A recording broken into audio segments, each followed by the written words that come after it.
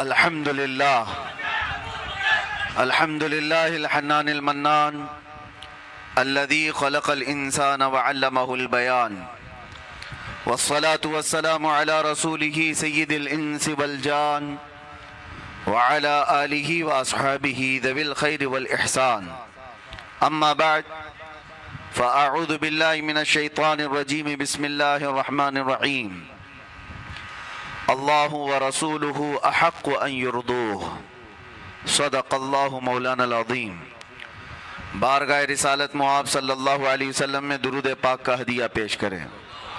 अल्लाहुम्मा सल्लि अला सय्यिदिना व मौलाना मुहम्मदिन मअदनिल जूदि वल करम व आलिहि व अस्हाबिहिल किराम व इब्निहिल करीम व बारिक व सल्लिम सलातन दाइमतन सरमदन अबदा बमुस्तफ़ा बरसां खैश के जी हमावूस्त गर बऊ न रसीदी तमाम बूलह बीस्त फिर के गली गली तबाह ठोकरें सबकी खाई क्यों। दिल को जो अक्ल दे खुदा तेरी गली से जाए क्यों। जान है इश्क मुस्तफ़ा रोज फजू करे खुदा जिसको हो दर्द का मजा नाज़े दवा उठाए क्यों।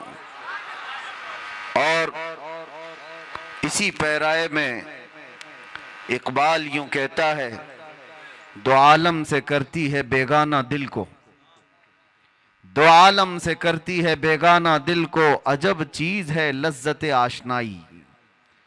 जिसको नबी पाक सल्लल्लाहु ताला अलैहि वसल्लम की आशनाई की लज्जत मिल जाती है वो फिर वो दो आलम से लापरवाह होता है।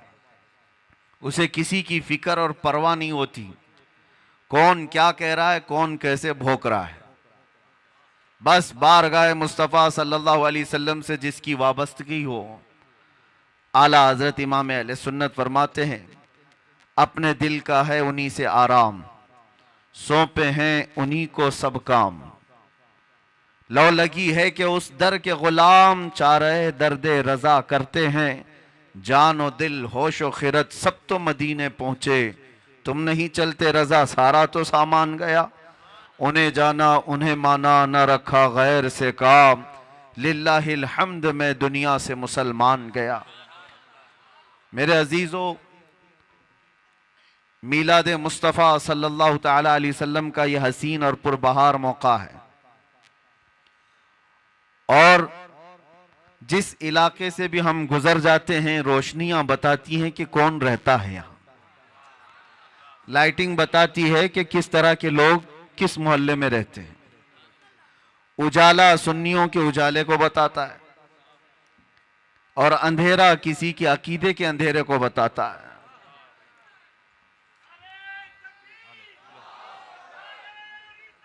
गुले गुलजारे बरकातियत हुजूर सैयदी अमान मिल्लत तशरीफ ला रहे हैं। आप तमामी हजरात बगैर किसी धक्के के अपनी अपनी जगह पर खड़े रहें।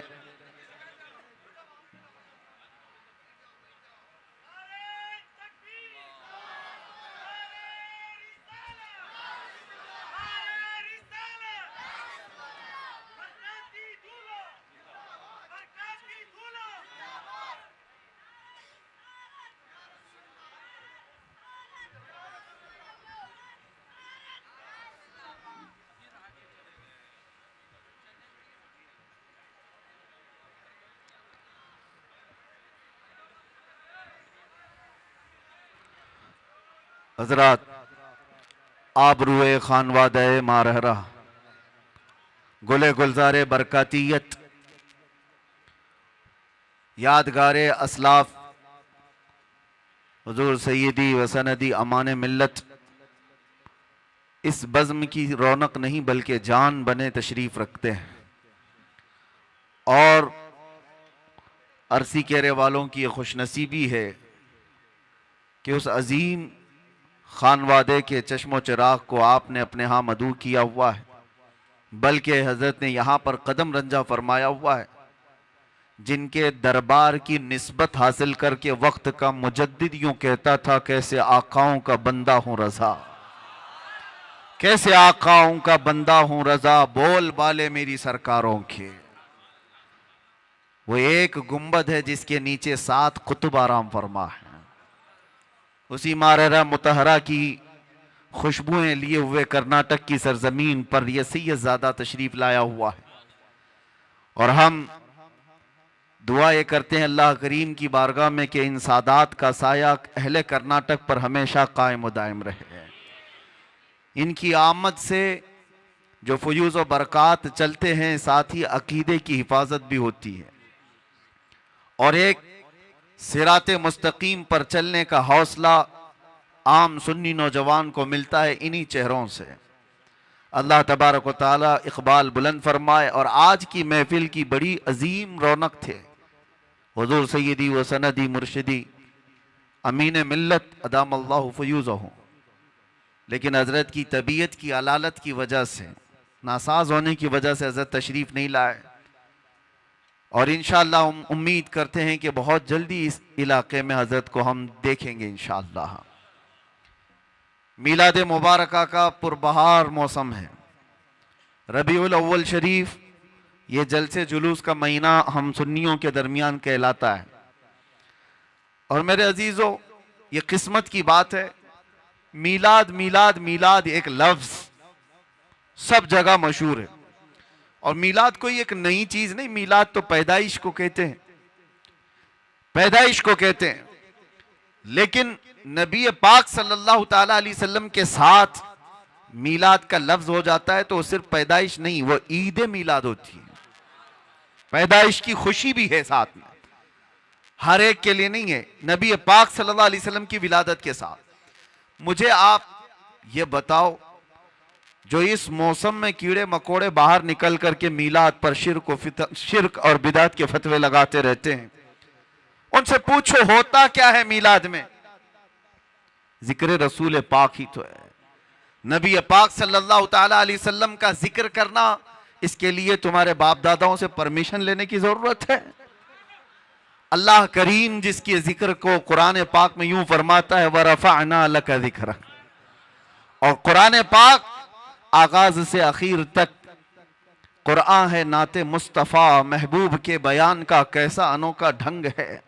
एक बात याद रखो मेरे अजीजों, अभी मैं देख रहा था कोई पड़ोसी मुल्क का एक मौलवी साहब जो मीलाद मुस्तफ़ा सल्लल्लाहु अलैहि वसल्लम के मुतालिक सवाल किया जा रहा है तो दिल का कोड़ बाहर निकल आता है, नहीं नाजायज है, ये कहीं है नहीं। सामने वाले ने कहा कि सुना है सुन्नी लोग जवाब में कहते हैं कि मक्का में हुजूर पैदा हुए थे तो मक्का वालों ने मीलाद नहीं मनाई, इसलिए कि कुफार और मुशरिकीन थे जब हुजूर वहां पैदा हुए थे। लेकिन जब मदीने तैयबा तशरीफ ले गए थे तो मदीने वालों ने दफ बजा करके हुजूर का इस्तकबाल किया था, हुजूर की आमद का शानदार इस्तकबाल किया था। तो सुन्नी लोग ये कहते हैं कि हम मदीने वालों के नक्शे कदम पर चलते हैं। मौलवी साहब ने कहा, मियाँ ये तो एक ऐसी ही बात है, फैलाई हुई बात है। मैं उन लोगों से कहता हूं कि मदीने तैयबा में हुजूर एक बार आए थे, एक बार इस्तकबाल हुआ, क्या हर साल थोड़ी ना होता है? हुजूर पैदा हुए एक साल तो क्या हर साल थोड़ी ना मनाई जाती है? जबकि उस कमबख्त मौलवी साहब को ये नहीं पता हर साल आज़ादी के मौके पर खुद भी खड़ा होता है, पूरे मुल्क की आज़ादी की खुशियों में बच्चों को भी झंडे लेकर खड़ा होता है। हम उनसे पूछते हैं तुम्हारा मुल्क एक बार आज़ाद हुआ था कि हर साल आज़ाद होता है? एक ही बार हुआ था, लेकिन उसकी यादगार तो मनाते हो। यहां पर कोई उनको जवाब नहीं है। उसको ये कहते हैं कि नहीं ये तो एक दुनियावी मामलात है, इसको दीन पर क़यास ना करो। इनके घर में चोर बेटा पैदा हो, पता ही नहीं इसका मुस्तकबिल क्या होने वाला है, पता ही नहीं है। बड़ा होकर के डाकू बनेगा कि डॉक्टर बनेगा मालूम नहीं, लेकिन बर्थडे हर साल उसका होना चाहिए। केक भी बड़ा लाओ, मिठाइयां भी लाओ, लोगों को दावतें भी दो। सबके घर इससे आजकल बच्चे किसी के नहीं है। हो सकता है किसी के यहाँ थोड़ा, किसी के यहाँ ज्यादा, लेकिन मना रहे हैं सब। एक ट्रेंड नहीं है बर्थडे मनाने का। तुम नहीं भी मनाओ तो बच्चे तुम्हारी गर्दन पे चढ़ के पूछते हैं मेरा बर्थडे है, क्यों नहीं मना रहे हो? वो बच्चों को आज मैं ये तालीम देना चाहता हूं कि अल्लाह ना करे तुम्हारे यहाँ कहीं पर भी ये सड़न अगर आ गई जो हुजूर की मीलाद पर ये कहते हैं एक ही साल हुजूर तशरीफ लाए थे, हर साल क्यों? तो अपने बाप से भी कहो, मैं एक ही बार पैदा हुआ था, हर साल बर्थडे क्यों, हर साल क्यों?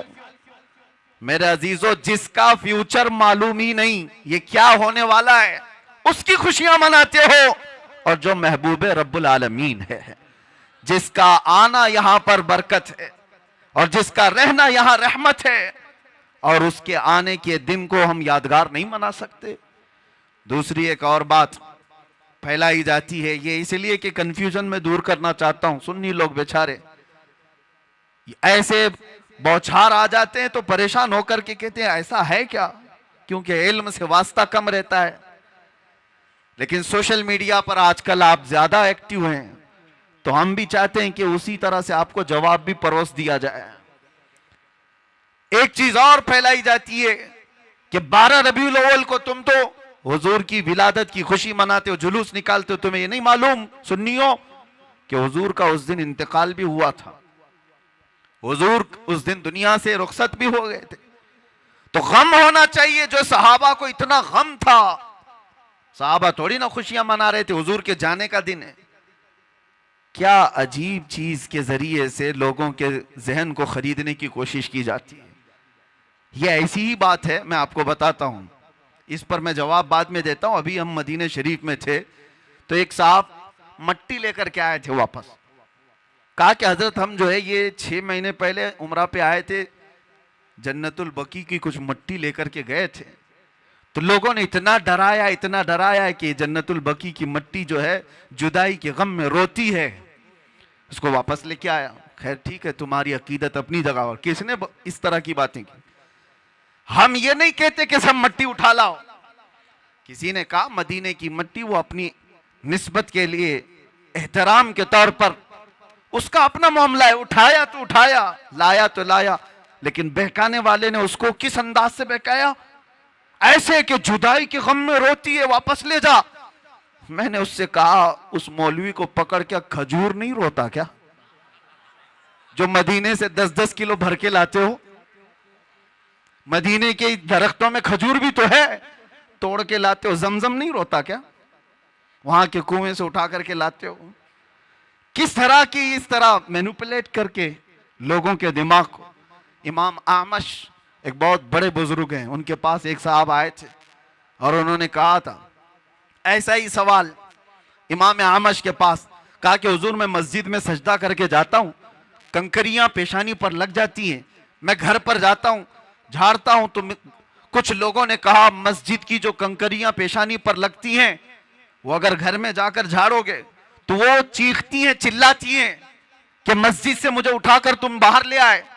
इमाम आमश से उसने पूछा कि इसका हल क्या है बताइए। तो इमाम ने कहा जब वो चीखने चिल्लाने लगे तो उनका गला दबा के पकड़ लेना।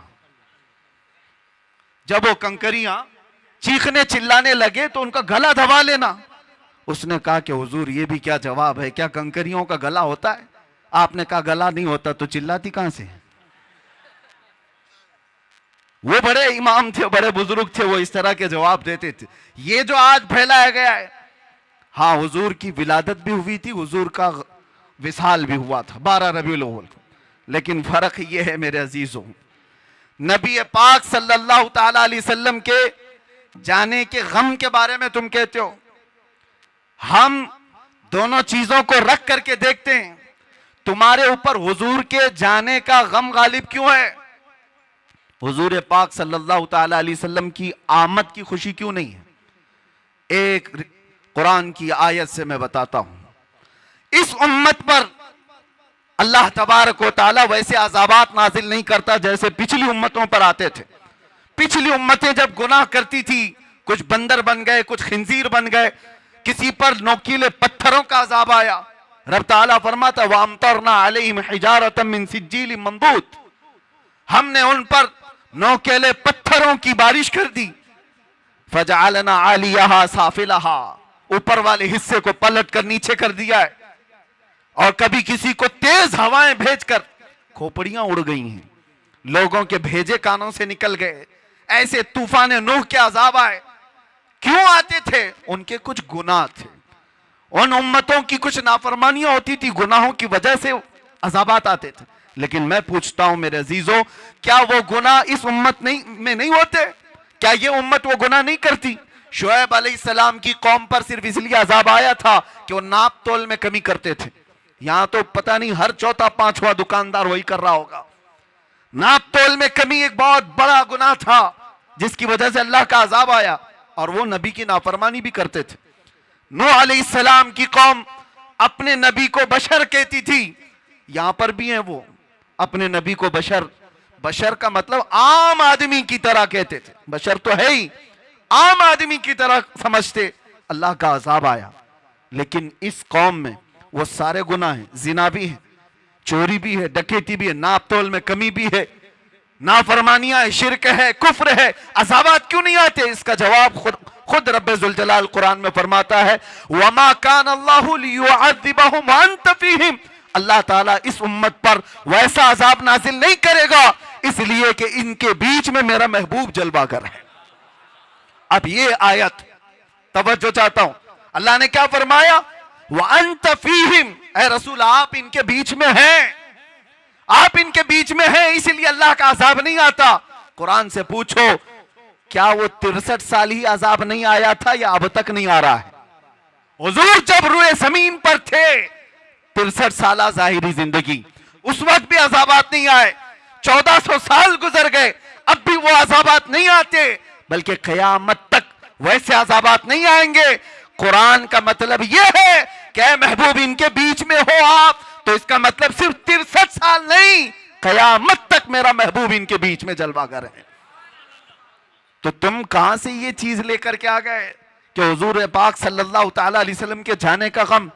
मेरे अजीजों, हुजूर हमारे दरमियान मौजूद हैं। एक बुजुर्ग की बात मुझे याद आती है।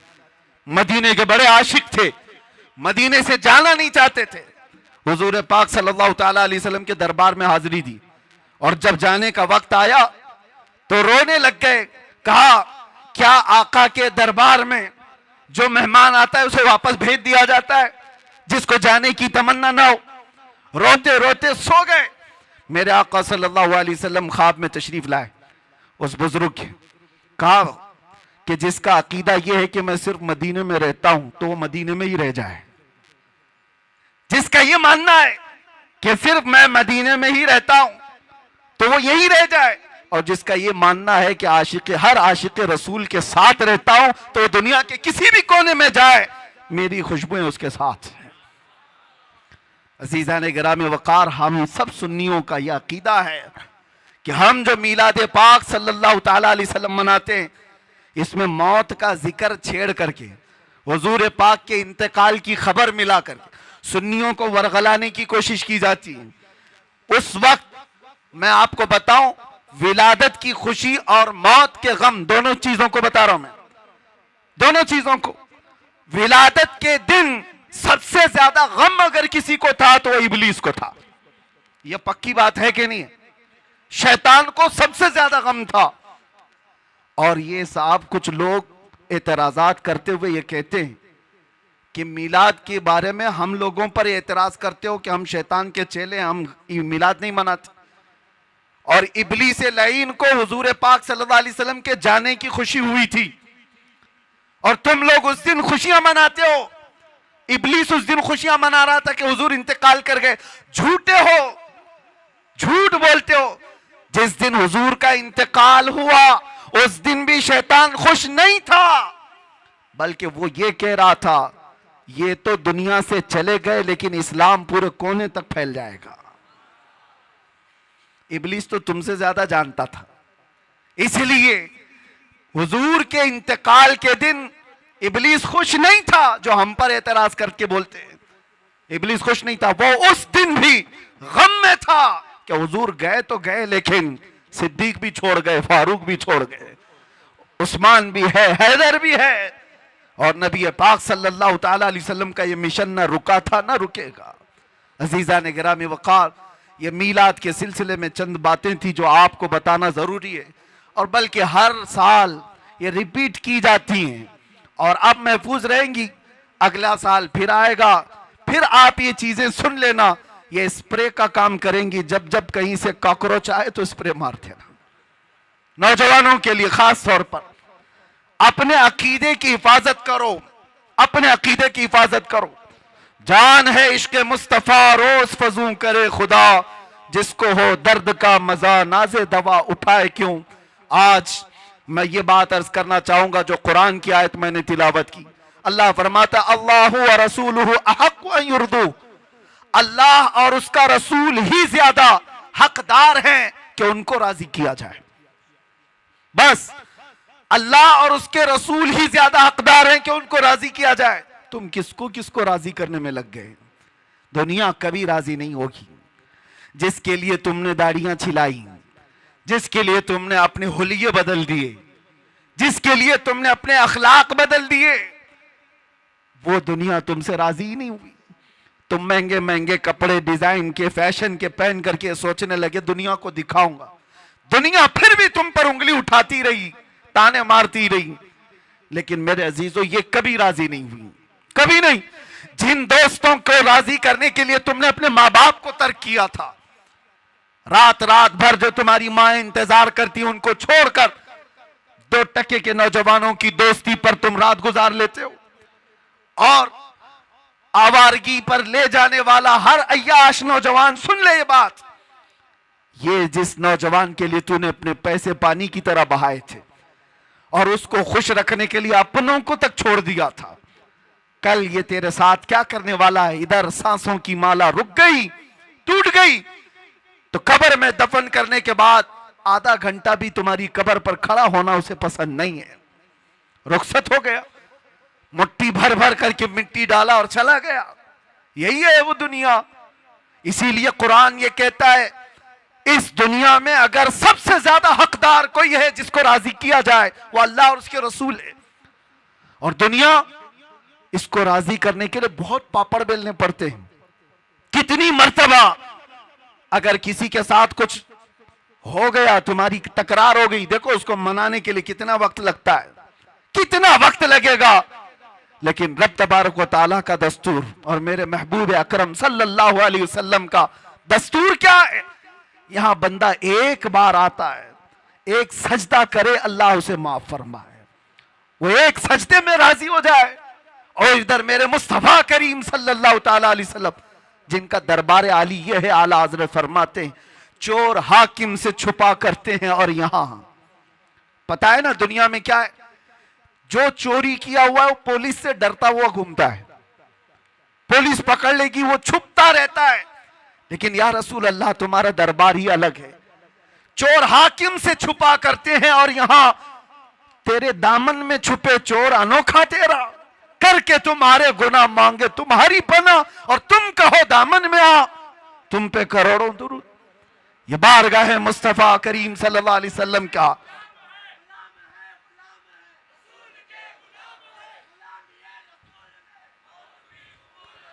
उस रसूल पाक सल्लल्लाहु ताला अलैहि वसल्लम को राजी करने के लिए बरसों नहीं लगते, सदियां नहीं लगती, बल्कि बस मिनटों की बात है। इधर तुम्हारे दिल से आह निकली, उधर वो मेरे मुस्तफा करीम सल्लल्लाहु अलैहि वसल्लम की तरफ से दुहाई आ गई। आपको मैं बताऊं, हजरत अबू हफ्स समरकंदी फरमाते हैं मक्का मुकर्रमा में एक शख्स का इंतकाल हो गया था और मरते ही उसका चेहरा गधे की शक्ल का बन गया, चेहरा बदल गया था। एक ही बेटा था, देखा मैयत को, डर गया कि मैयत को दिखाएं तो कैसे दिखाएं लोगों को, बदनामी कितनी होगी, रुसवाई कितनी होगी। उसने क्या किया, घर के सारे दरवाजे बंद कर दिए और औरतों से, घर वालों से कहा कि घर के अंदर ही गड़ा खोद कर हम इसे दफन कर देंगे, यहीं दफन कर देंगे मेरे बाप को। चेहरा जानवर की तरह दिख रहा है, वो रो रहा था, गम में था। इसी असना में उसके घर का एक दरवाजा खुला, एक बुजुर्ग घर के अंदर आए, चेहरे पर चादर पड़ी हुई थी। वो सीधे गए और उस मैयत के पास खड़े होकर उसकी चादर हटाई और अपना चेहरा, अपना हाथ उसके चेहरे पर रखा। थोड़ी देर के बाद चादर ढाक दी, वापस पलट आए। इस नौजवान के पास आए वो बुजुर्ग, पूछने लगे क्या बात है, गम क्यों कर रहा है, रोता क्यों है। उस नौजवान ने कहा मैं तो जानता नहीं आप कहां से आ गए, लेकिन देखो आप मेरे बाप की हालत क्या हो गई, मरने के बाद उसका चेहरा बदल गया, किस तरह से मैं लोगों को अपने बाप का चेहरा दिखाऊंगा। मैं कैसे इसका गुस्ल कफन दफन करूंगा, मैं इसी गम में रो रहा हूं। आने वाले बुजुर्ग ने कहा, जा देख तो सही, तेरे बाप का चेहरा सलामत तो है, कुछ नहीं हुआ है। वो नौजवान खड़ा हुआ, जा करके देखता है चेहरा, अल्लाह अकबर। अब वो कहता है, मेरे बाप का चेहरा 14वीं के चांद की तरह चमक रहा था, हसीनो जमील चेहरा था। वो खुशी के आंसू रोने लग गया। और ये बुजुर्ग जा रहे थे, इनको पकड़ लिया और पूछा, आप कौन है? फरिश्ते हैं अल्लाह के, आप तो मेरे घर पर रहमत बन करके आए, कौन है आप जो मेरी मदद के लिए आए? चेहरे से चादर हटी। आने वाले बुजुर्ग ने कहा, अना मुहम्मदुन रसूलुल्लाह, मैं मोहम्मद अल्लाह का रसूल हूं। और फिर फरमाया, तेरे बाप का एक गुनाह ऐसा था जिससे मौला गजबनाक था, रब तबारक व तआला का गजब था और इसका चेहरा बदल दिया गया था। लेकिन सुनो मेरे अजीजों, इस वाक़े को बयान करने का मकसद क्या है? मैं अर्ज करता हूं, उस लड़के ने पूछा, मेरे बाप ने ऐसा क्या किया था, ऐसा क्या किया था जिसकी वजह से चेहरा बदल गया? सुनो, ताजदार कायनात के उस गैरतमंद रसूल की बात को सुनो। मेरे आका फरमाते हैं, बाप के गुनाह में बेटों के सामने नहीं आया करता। बाप क्या करता था, बेटों को बताना ये मेरी आदत नहीं, लेकिन एक बात बताता हूं, तेरे बाप की अच्छाइयां भी थी, बुराई क्या थी ये नहीं बताया, अच्छाई क्या थी वो बताता हूं। फरमाते हैं, तेरे बाप की एक अच्छाई ये थी कि ये उस वक्त तक रात में बिस्तर पे सोता नहीं था जब तक कि 100 मर्तबा मुझ पर दुरूद नहीं पड़ता था। ये तेरे बाप की अच्छाई थी। और जब इसका इंतकाल हुआ, इसके कुछ गुनाहों की वजह से रब ताला का गजब तो हुआ, लेकिन जो फरिश्ता इसका दुरूद मुझ तक पहुंचाता था, उस फरिश्ते ने मुझे खबर की। मैं मदीने से उसी वक्त यहां आया, देखा तेरे बाप का चेहरा सही में बदला हुआ था, लेकिन मैंने हाथ रखा चेहरे पर, अर्ज की मौला से, ऐ रब्बल आलमीन, जो चेहरा मुझ पर रोजाना दुरूद पड़ता है, अगर वो ही बदल गया तो दुनिया क्या कहेगी? रब ताला ने फरमाया, हबीब आप अपना हाथ उठाओ, अब मौजूद जितने लोग हैं उन सबसे ज्यादा खूबसूरत उसको बनाया जाएगा। आता है फकीरों पे उन्हें प्यार कुछ ऐसा, खुद भीख दें और खुद कहे मंगते का भला हो।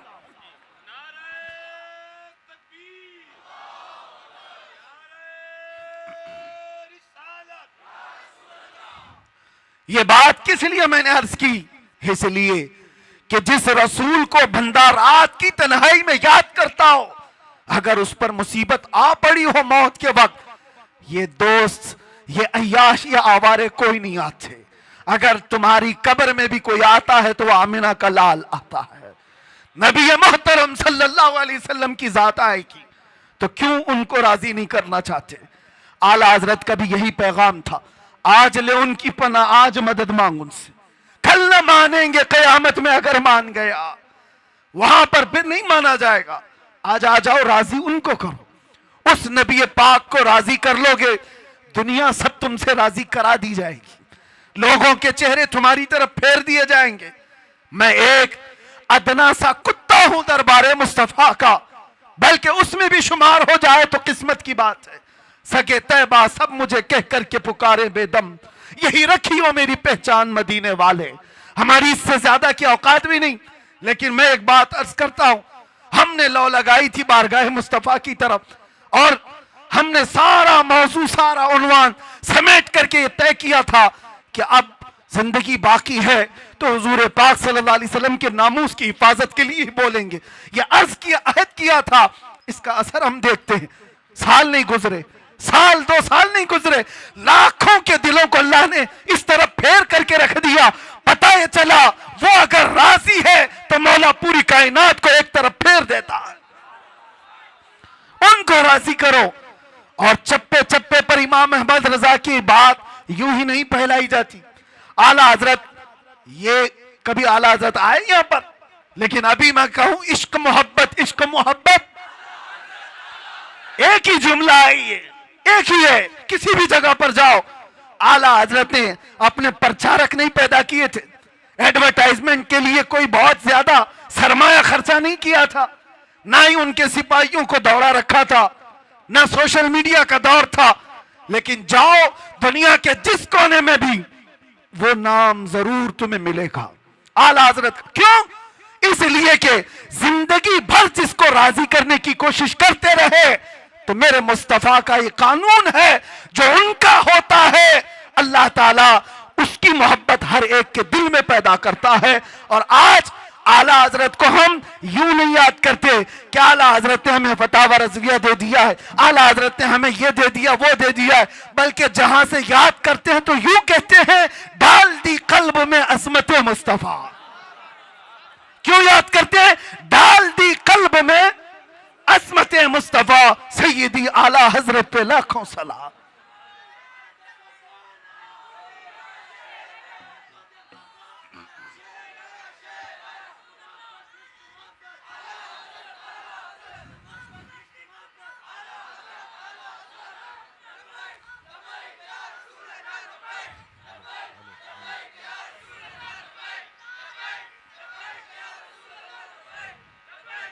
आपको मैं ये बात बता दूं, नबी पाक सल्लल्लाहु ताला अलैहि वसल्लम को राजी करने वाला, फिर वो दुनिया की परवाह नहीं करता, दुनिया उसे क्या कह रही है क्या नहीं कह रही। यही तो इकबाल ने कहा, दो आलम से करती है बेगाना दिल को। बात समझो, दो आलम से करती है बेगाना दिल को। अजब चीज है लज्जत आशनाई, अजब चीज है लज्जत आशनाई। ये बिलाल हबशी को मिली तो उन्होंने ये नहीं देखा कि उनका रंग क्या है। ये सलमान फारसी को मिली, उन्होंने ये नहीं देखा कि गुर्बत क्या है।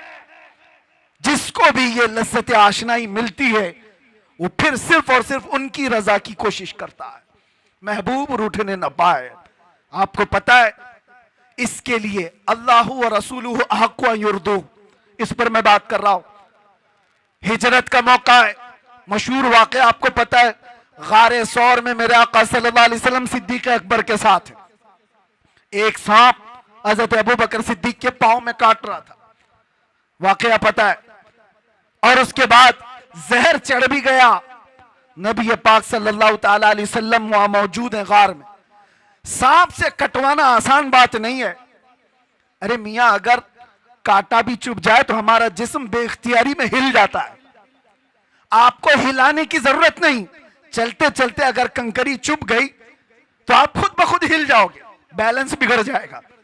आपके अंदर इख्तियार नहीं है कि चाह करके हिलूंगा, नहीं, बेइख्तियार हिल जाते हो, कांटा भी चुभे, सांप काट रहा हो, जहर चढ़ रहा हो, लेकिन सिद्दीक अकबर के जिस्म में जुम्बिश भी नहीं आती, हरकत भी नहीं आती। वजह क्या है? नबी पाक सल्लल्लाहु अलैहि वसल्लम उनके जानू पर सर रखकर आराम कर रहे। रसूल को राजी रखना है, खलल ना हो।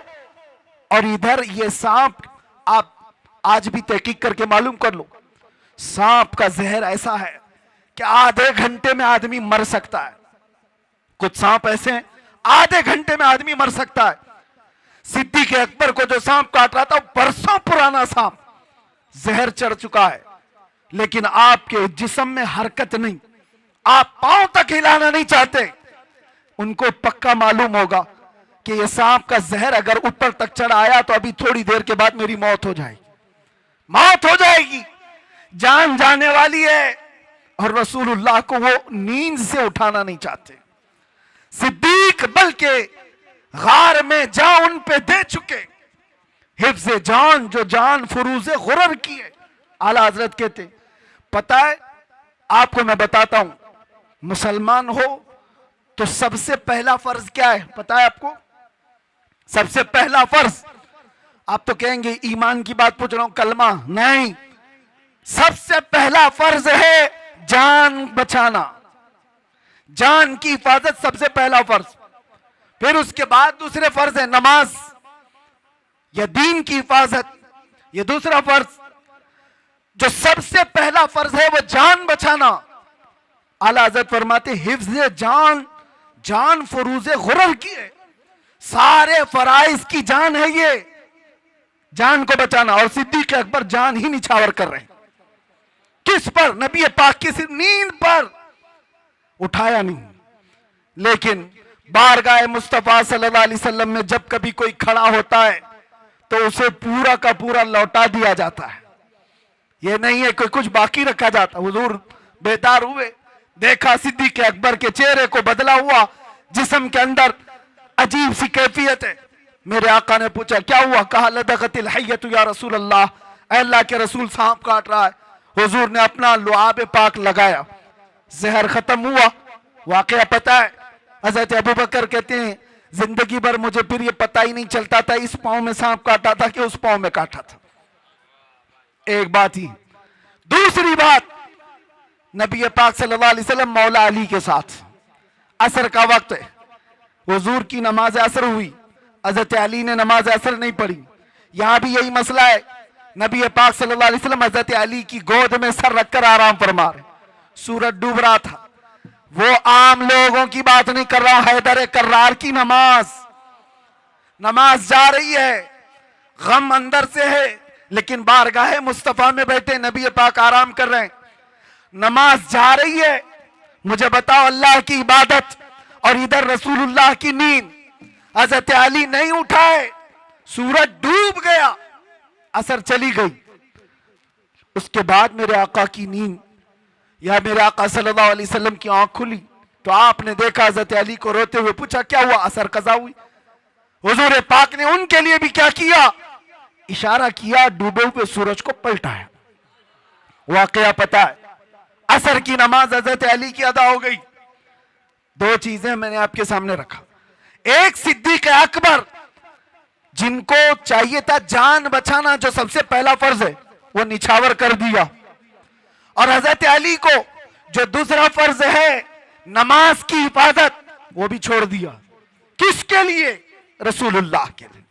किसके लिए? नबी पाक की नींद के लिए। एक जान कुर्बान कर रहा है और एक नमाज कुर्बान कर रहा है। आला हजरत अब इस पर क्या कहते हैं सुनो। सिद्दीक बल्कि गार में जा उन पे दे चुके, हिफ्ज़ जान जो जान फुरूज़े गुरर की है, मौला अली ने वारी तेरी नींद पर नमाज, वो भी नमाज असर जो आला खतर की है।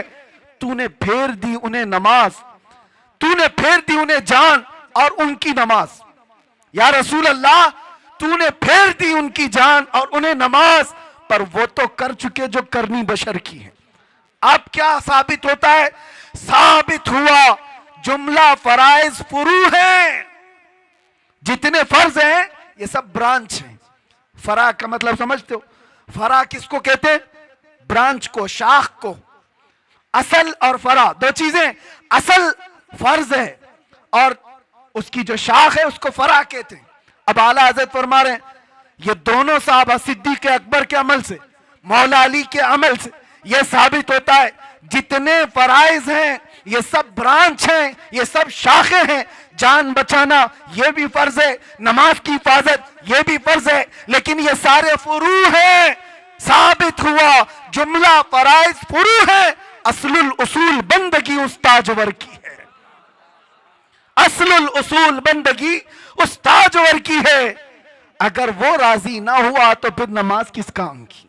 अगर वो तुम्हारे साथ ना हो तो जान किस काम की? वो जो न थे तो कुछ न था, वो जो न हो तो, सुन्नियों को ये पता है, वो जो न हो तो, और जान है वो जहान की, जान है तो जहान है।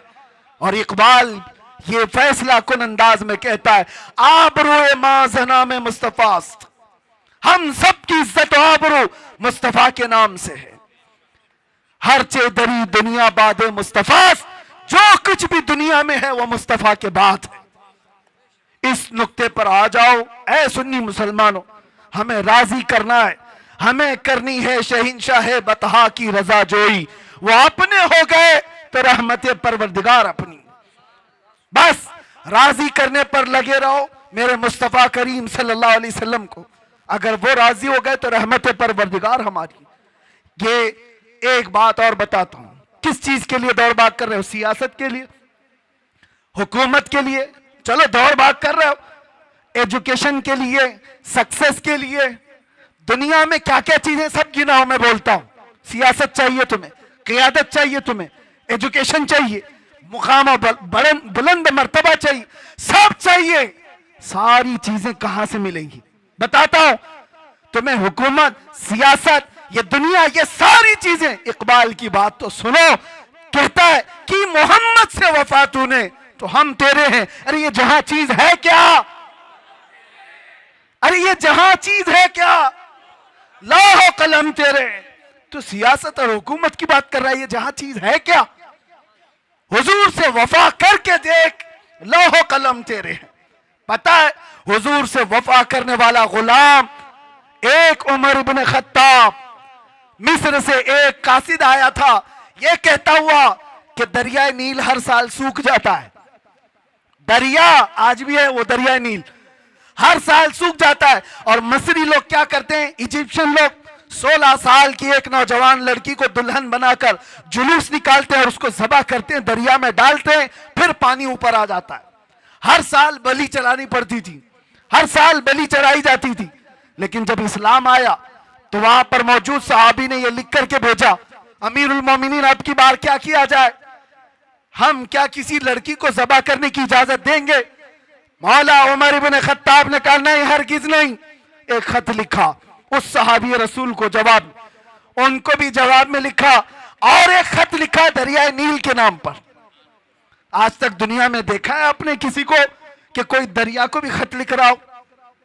कोई दरिया को भी खत लिख रहा हो? दरिया के नाम पर लिखते हैं उमर इब्न खत्ताब, ऐ दरियाए नील, उमर इब्न खत्ताब रसूलुल्लाह का गुलाम तुझसे कहता है, अगर तू अपनी मर्जी से चलता है तो हमें तेरी कोई हाजत नहीं, और अगर अल्लाह के हुक्म से चलता है तो उमर का हुक्म है कि अभी चल पड़ा। खत लिखा, सहाबी रसूल को भेज दिया। एक खत उनके नाम था, एक खत दरिया नील के नाम पर था, और हजरत उमर का हुक्म था जो मेरा खत दरिया नील के नाम पर है वो दरिया में डाल दो। अल्लाह अकबर। मेरे अजीजों, ये सिर्फ वाकयात नहीं है, सुनो। जब ये खत पहुंचा, गवर्नर मिस्र ने अपना खत अपने पास रखा, दरिया का खत ले जाकर दरिया नील में डाला जो सूख गया था। तारीख निगार बताते हैं खत जैसे ही पड़ा 16 गज पानी ऊपर मौजे मारता हुआ आ गया था। किसकी हुक्मरानी है? किसकी हुक्मरानी है?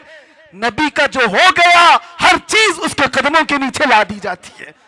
इसी को कहा है इकबाल ने कि टल न सकते थे जंग में अगर अड़ जाते थे, पांव शेरों के भी मैदान से उखड़ जाते थे, हक से सरकश हुआ कोई तो बिगड़ जाते थे, अरे तेग क्या चीज, हम तोप से भी लड़ जाते थे। आ गया इन लड़ाई में गर वक्त नमाज, किबला रूहों के जमीन बोस हुई कौम हिजाज। और उसी में इकबाल कहता है, दश्त तो दश्त है दरिया भी न छोड़े हमने, बहरे जुल्मात में दौड़ा दिए घोड़े हमने। नबी पाक सल्लल्लाहु अलैहि वसल्लम का जो गुलाम होता है, उनसे जो वफा किया है, अल्लाह ताला सारी कायनात उसको मुसख्खर करके दे देता है। वो तो सिर्फ दरिया की एक मिसाल मैंने दी, दरिया की एक मिसाल दी। सहाबा कराम के ऐसे ऐसे वाकयात। हजरत सफीना एक जंगल में रास्ता भटक गए थे, मदीने के करीब एक जंगल में रास्ता भटक गए। कहते मैं रास्ता नहीं पा रहा था, अचानक एक दरिंदा आ गया, शेर, मुंह फाड़े हुए मेरे सामने आ गया। साहबी रसूल है, सुनो तवज्जो से। और शेर को देखकर किसकी हैबत नहीं होती, सब कपकपी आ जाती। हजरत सफीना कहते हैं जैसे ही वो शेर करीब आया, मैं क्या करता, मेरे पास ना हथियार, ना भाला, ना नेजा, कुछ नहीं। जब वो मुंह फाड़ कर मेरे पास आया, मैंने चीख करके इतना कहा, या अबल हारिस अना मौला रसूलुल्लाह, ऐ फाड़ खाने वाले दरिंदे, मैं रसूलुल्लाह का गुलाम हूं। हजरत सफीना कहते हैं वो शेर सर झुकाकर मेरे तलवे चाटने लगा और दुम हिलाता हिलाता, रास्ता दिखाता दिखाता मुझे मदीने तक छोड़कर गया। उनके जो हो जाओ, कायनात उसकी तरफ है। इसीलिए कुरान क्या कहता है, अल्लाह व रसूलुहु अहक्कु अन युर्दू, अल्लाह और उसके रसूल इस बात के ज्यादा हकदार हैं उन्हें राजी किया जाए। ये जितनों को राजी करने के लिए तुम पापड़ बेलते रहते हो, झंडे लगाकर, अपने गलों में पट्टे डालकर, इसके उसके नारे लगा लगा कर, होता क्या है, सियासी लोग तुम्हें लॉलीपॉप तो दे सकते हैं, बाकी कुछ नहीं। और क्या है, इनके पास इधर से धक्का मारा उधर पहुंचा, उधर से धक्का मारा इधर पहुंचा, और इनके खुद के 5 साल के ठिकाने नहीं। जिनके 5 साल के ठिकाने नहीं, उनसे तुम अपनी आबरूएं वाबस्ता की हो, अपनी उम्मीदें वाबस्ता की हो। और जो सुल्तान और बादशाह क़यामत तक का है, उसके दरबार की तरफ हाथ क्यों नहीं उठाती? उसके दरबार की तरफ उठाओ। इसीलिए मारहरा का अजीम कलंदर अपने दौर में हुजूर सैयदुल उलमा जब वो दौरे करते थे, उनका भी एक वक्त था जब हुकूमत भी कांप रही थी उनकी जुबान से निकलने वाले अल्फाज और हजारों के मजमे में उनका असर देखकर। और उस जमाने में हुकूमत एक डिक्टेटरशिप की तरह थी। लेडी प्राइम मिनिस्टर, उनकी तरफ से सुना गया कि कहा गया, मियां सैयद मियां आप राज्यसभा की कुर्सी ले लीजिए, आप भी पार्लियामेंट के मेंबर बन जाइए। तो आप सैयद मियां रहमतुल्लाह अलैह ने फरमाया था, जिसके पास आयतल कुर्सी हो उसे तेरी कुर्सी की जरूरत नहीं।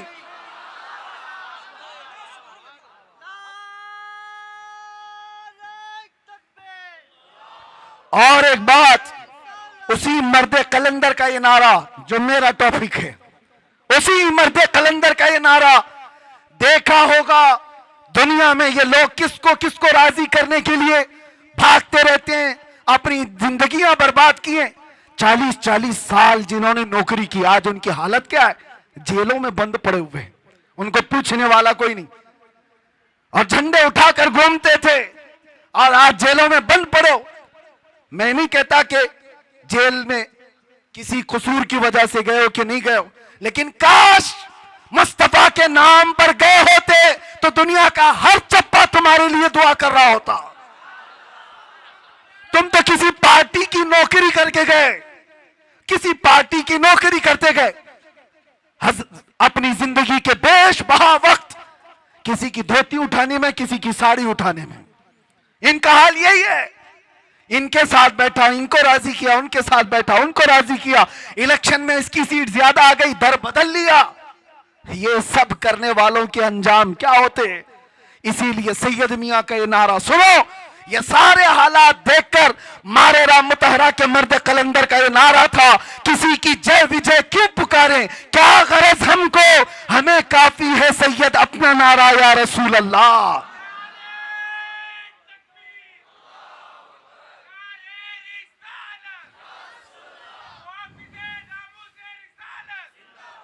अजीजा ने गिरामी वकार, बस मैं अपनी बात को खत्म करता हूं। अल्लाह और उसके रसूल को राजी करने की फिक्र में रहो, बाकी किसी को राजी करने की जरूरत नहीं। कोई राजी नहीं होगा, ये बात पक्की है, ये बात पक्की है। हमसे भी कहा जा रहा था, हमसे भी कहा गया था, जब लास्ट दिन थे हमारे बाहर आने से पहले, ऑफर बहुत सारे आए हैं लेकिन मैं इजहार नहीं करना चाहता। ये क्या आप ये नहीं बोलेंगे और आप ये बोलेंगे, आप इस तरह से काम करेंगे, मुल्क का भी फायदा होगा, इसका भी फायदा होगा, हम सब समझते हैं किसका फायदा होगा। ये बातें करने वालों से मैं एक बात कहा था, तुम्हारी क्या गारंटी है कि कब तक तुम राजी रहोगे? कब तक तुम राजी रहोगे? आज हम ये बोलना छोड़ दें, तुम उसके बाद कल ला करके कहोगे कि कुरान पढ़ना भी छोड़ दो, तीसरे दिन बोलोगे कलमा भी मत पढ़ना। यानी तुमको राजी करते करते पूरे कपड़े उतार दिए जाए। इसलिए याद रखो ए मुसलमानों, दुनिया को राजी करने में कभी अपने आप को बदलने की जरूरत नहीं। अल्लाह और उसके रसूल को राजी करने में अपना वक्त लगाओ और अल्लाह ताला ऐसा मुकाम बनाता है, ऐसा मुकाम बनाता है कि तुम मर के भी चले जाओगे, नाम अल्लाह मिटने नहीं देता, नाम मिटने नहीं देता। बस यही मेरा मैसेज है कि आज झूम करके हम ये कह करके जाएंगे, दुनिया किसी भी तरफ बुलाए, दुनिया किसी भी लालच की तरफ हमें पुकारे, हमें वो नहीं देखना है और ना उनको राजी करना है, ना हुस्न को राजी करना, ना दौलत को राजी करना, ना वक्त के तागुतों को राजी करना। बस हमारा क्या मिशन है? अपना सब कुछ गुंबद खजरा, कल भी था और आज भी है, मेरे नबी से मेरा रिश्ता कल भी था और बतला दो गुस्ताख नबी को, गैरत सुन्नी जिंदा है, उन पे मर मिटने का जज्बा कल भी था और लब्बैक या रसूल अल्लाह।